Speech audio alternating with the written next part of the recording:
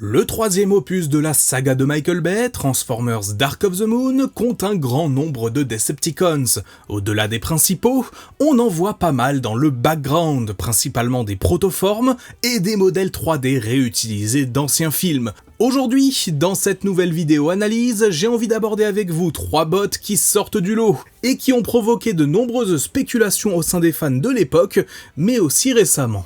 Et le premier d'entre eux, c'est l'odeur. Alors, l'odeur, c'est vraiment un cas particulier, car pendant le tournage du troisième film, et en particulier lors du tournage de la bataille de Chicago, les fans ont remarqué la présence d'un camion blindé, le genre de véhicule ultra sécurisé, vous voyez un petit peu à quoi ça ressemble.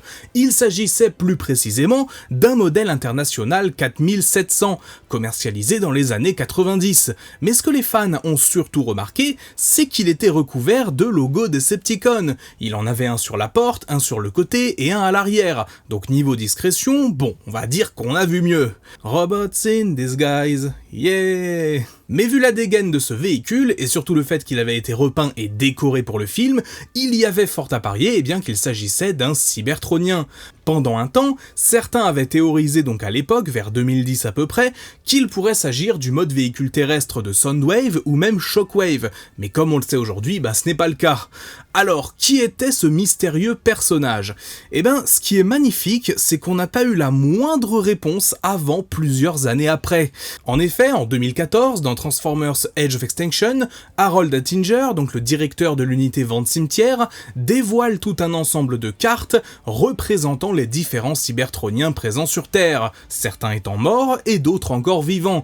Et parmi les Decepticons listés comme morts, on a un certain l'odeur. C'est la première fois qu'on voyait ce nom, qui ne correspondait à aucun personnage connu. Et un an plus tard, la page Facebook Ask Vector Prime, gérée par le Transformers Collectors Club avec l'approbation de Hasbro, a confirmé que l'odeur était bel et bien ce Decepticon, vu uniquement en mode véhicule dans le film. Alors honnêtement, la première fois que j'ai entendu parler de ce fameux l'odeur, j'étais surpris, car pour moi, ce camion dans Dark of the Moon, j'avais toujours fait partie des gens qui pensaient que c'était un simple véhicule humain, un véhicule géré par Dylan Gould qui collaborait avec les Decepticons, d'où le fait qu'il y avait des logos dessus. Sauf que non, il s'agissait bien d'un Transformer. Mais alors, à quoi il ressemble ce personnage ? On n'en sait rien. Plusieurs fans ont essayé de faire correspondre des protoformes de la bataille de Chicago avec le véhicule, mais sans que ce soit particulièrement concluant, et la fameuse carte de Transformers 4 n'est pas assez claire pour qu'on distingue quoi que ce soit. J'ai essayé de jouer avec les contrastes, la luminosité, etc., rien à faire, je ne vois pas à quoi ce perso est censé ressembler, si ce n'est qu'il a vite fait l'air d'avoir des teintes sombres, ça m'avance pas. Chose encore plus frustrante, les fameuses cartes, elles ont été vendues il y a de ça quelques années, dans une vente aux enchères, une vente qui tout simplement permettait à des gens d'obtenir de véritables objets de tournage des films Transformers. Mais à ce jour, la personne qui les a achetés n'a pas mis d'image en ligne. Et donc, l'apparence du mode robot de l'odeur, c'est techniquement un lost media. Et oui, car on sait que ça existe, on sait que quelqu'un possède la petite carte sur laquelle le design a été fait, mais ça n'a jamais été montré au grand public. Personnellement, si je devais parier, je dirais que le design de ce personnage est tout simplement une réutilisation d'un bot existant. Peut-être un Deadreds, peut-être un Constructicon, je sais pas, mais j'aurais pas de gros espoirs là-dessus. On pourrait aussi théoriser que l'apparence de l'odeur est basée sur le mode robot de Payload, un des drones de Transformers The Game, qui se transformait justement en un camion assez semblable, mais là pour le coup c'est de la pure spéculation. Le deuxième cas qu'on va aborder dans cette vidéo, c'est celui de Defcon. Alors lui pour le coup, c'est probable que vous le connaissiez, tout simplement car il est apparu à l'écran, et ce à plusieurs reprises. Il s'agit d'un gros Decepticon quadrupède, avec une apparence un peu bestiale, qui fait partie des forces d'invasion de Sentinel Prime et Megatron dans la ville de Chicago. La première chose à noter sur ce personnage, c'est son design. C'est un tout nouveau perso, jamais vu auparavant, enfin en tout cas pour ce qui est de son apparence, parce que le nom de Defcon avait avait déjà été utilisé pour un autre personnage dans la G1 notamment, et donc voilà, même s'il est un simple méchant de background, le fait qu'il ait un nouveau design et le fait que ce soit en gros un nouveau personnage, ça a tout de suite intéressé les fans. Son inspiration principale semble être le monstre de Cloverfield, une sorte de créature quadrupède qui en plus ici colle bien avec l'ambiance urbaine du dernier acte de Dark of the Moon. De ce qu'on sait, Defcon a eu un seul concept art réalisé par un certain A. McBride, et clairement, ce truc, ça n'est pas un cybertronien ordinaire. J'ai davantage l'impression de voir un design dans la même veine que les Constructicons de Revenge of the Fallen, une sorte d'apparence très bestiale, un peu monstrueuse, voire un petit peu insectoïde, pas arrangé par sa tête avec 4 yeux bien espacés. Bien sûr, d'autres personnages du Bayverse, surtout côté Decepticons, ont cet aspect-là, mais Defcon est quand même très bien placé dans le style. Et ce que je trouve intéressant à noter, c'est ce en quoi il se change. En effet, même s'il ne se transforme jamais en véhicule à l'écran, Defcon a été pensé et designé jusqu'à son modèle de CGI pour avoir comme mode alternative un MAZ 7310, un véhicule lance-missile soviétique qui, si j'en crois Wikipédia, a été mis en service dans les années 60. Et c'est là qu'on rentre dans la partie un peu spéculation, car concrètement, autant un mode véhicule de camion ou de voiture, ça se trouve facilement quand un Transformer arrive sur Terre, autant un lance-missile russe des années 60, à moins qu'il ait fait un petit détour par la Russie après avoir été transporté à Washington puis qu'il soit revenu à Chicago, ça colle pas.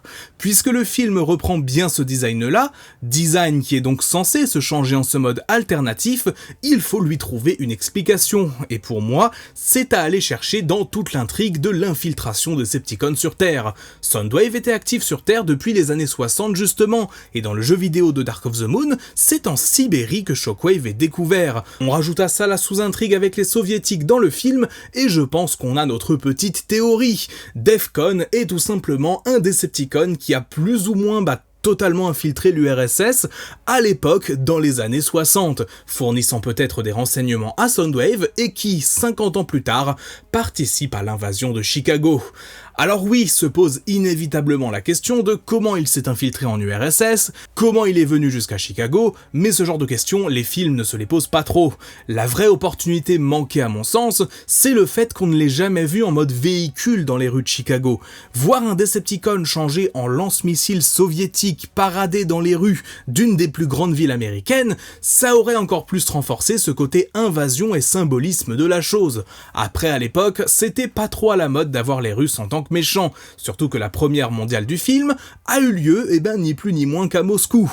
Comme quoi, 13 ans plus tard, il semble bien loin ce temps. Enfin, le dernier personnage qu'on va aborder aujourd'hui, c'est tout simplement GarageBot. Alors, GarageBot, pareil, c'est un personnage qu'on a vu très brièvement dans Dark of the Moon, et même pas dans la bataille de Chicago, uniquement dans l'invasion de Washington. Il s'agit de ce fameux Decepticon qui ressemble plus ou moins à Longall, car en tout cas la tête identique à ce dernier, et qui scanne tout simplement un camion poubelle. Il le scanne, se transforme, part faire sa vie, et de ce qu'on sait, c'est à peu près tout. C'est tout ce que ce personnage fait. Alors, il y a une théorie comme quoi il aurait été présent aussi dans la bataille finale, puisque lors de l'affrontement entre Starscream et Sam Witwicky, oui, parce que voilà, ça fait toujours autant de mal à le dire, mais c'est bien Sam Witwicky qui tue Starscream, avec l'aide de Lennox certes. Dans cette scène, il y a un camion poubelle totalement identique à celui de GarageBot qui est présent sur le côté, qui ne bouge pas, donc qui fait vraisemblablement partie du décor, mais une partie des fans a théorisé que c'était tout simplement une façon pour le personnage de se cacher, voyant que Starscream prenait cher et qu'il n'avait donc pas vraiment de chance de s'en sortir. Bon, ça c'est la théorie, dans la pratique, bien sûr que c'était très probablement juste le même modèle de camion qu'avait été mis là lors du tournage, mais j'avoue que la petite anecdote est rigolote. Et vous voulez savoir ce qu'il l'est encore plus, c'est ce qu'on sait sur ce qui lui est arrivé après le 3e film. En effet, GarageBot, il fait partie aussi des personnages qui ont été vus sous forme de cartes dans le 4e film, et donc qui ont été aussi mis aux enchères en 2019, lors de cette fameuse vente qui a vu les cartes de l'unité vente cimetière être acquéries par certains acheteurs. Et à la différence de l'odeur, GarageBot, on sait à quoi il ressemble, et c'est bel et bien effectivement un Decepticon semblable à Longall. Alors, sur la carte, ils se sont clairement pas emmerdés, ils ont juste repris le design de Longall Longall, et ils l'ont appliqué là, comme ça. Bon, voilà, c'est tout. Il y a aussi, très probablement, une faute d'orthographe sur le nom de ce personnage. Oui, parce que GarageBot, en soi, bon, c'est un nom qui n'a jamais été utilisé déjà dans Transformers de façon générale, mais surtout, ça n'a pas vraiment de rapport avec ce que le personnage est. C'est un personnage qui se change en camion poubelle. Donc logiquement, il devrait s'appeler GarbageBot. Garbage voulant dire poubelle, tout simplement, détritus, déchets, ce que vous voulez. Donc à mon avis, la personne qui a conçu la carte, parce que c'est cette fameuse carte qui lui a donné un nom, avant ça c'était juste un protoforme parmi d'autres, un protoforme semblable à Longall, auquel on n'avait aucun nom attribué, je pense simplement que la personne qui a créé cette carte a fait une erreur au moment de la création, et l'a appelé GarageBot au lieu de GarbageBot. C'est la théorie la plus communément acceptée aujourd'hui, parce qu'il n'y a aucune raison qui voudrait que ce personnage s'appelle ainsi. D'ailleurs, un GarbageBot, ou GarageBot comme vous voulez, n'est qu'un nom de code donné par les humains, on ne sait même pas vraiment en réalité si ce perso s'appelait réellement comme ça. En revanche, ça nous prouve bien une chose, c'est que des protoformes ressemblant à Longall, il y en a eu beaucoup dans l'armée des Decepticons. On a eu le Longall original dans Transformers Revenge of the Fallen, une version qui formait le pied de Devastator, une version dans la bataille finale de Dark of the Moon, cette fameuse version du coup GarageBot, et une version dans The Last Knight, vous savez, évidemment Onslaught. Donc visiblement, ça doit être une forme de corps assez répandue dans les Decepticons du Bayverse, et donc voilà, ça veut dire que globalement le protoforme de base de Longall, ou en tout cas les Decepticons qui ont cette forme de corps, c'est une forme de corps qui a l'air assez modulable parce que les modes véhicules de Longall, GarageBot et Onslaught ne sont pas du tout les mêmes et pourtant visuellement ils ont plus ou moins la même apparence. Mais surtout du coup au-delà de ça, ce qu'il faut savoir sur GarageBot, c'est qu'il est toujours vivant. Sur la fameuse carte d'Age of Extinction, ce n'est pas marqué qu'il est mort, à l'inverse de Loader qui est marqué comme mort durant la bataille de Chicago, ou même d'autres persos qui sont marqués comme décédés. Lui, il est toujours a priori vivant. On pourrait même, si on voulait, émettre la théorie qu'en réalité celui qu'on a longtemps appelé GarageBot, ou GarbageBot, c'est en réalité Onslaught, et peut-être que c'est lui en fait qu'on voit dans Transformers 5. Si on veut vraiment aller jusque-là, on peut faire cette théorie. Mais personnellement, je préfère me dire que c'est un petit Decepticon qui est arrivé sur Terre, qui a scanné un véhicule, et qui est parti faire sa vie. Parce qu'on l'a jamais revu par la suite, il s'est dit « moi je vais rester en dehors de la guerre, c'est pas plus mal », et vous savez quoi, je pense qu'il a totalement raison. Bref, voilà pour cette nouvelle vidéo, j'espère qu'elle vous aura plu. On était un petit peu plus aujourd'hui du côté de la spéculation, des persos vraiment obscurs, mais j'espère que je vous aurai appris quelques trucs sur le lore très obscur des films de Michael Bay. Dites-moi en commentaire ce que vous en avez pensé comme d'habitude, n'hésitez pas à lâcher le petit pouce bleu pour soutenir la chaîne comme toujours, c'est peu mais ça aide énormément. Sur ce, c'est tout pour moi, c'était Magnus, on se dit à très vite, portez-vous bien, ciao!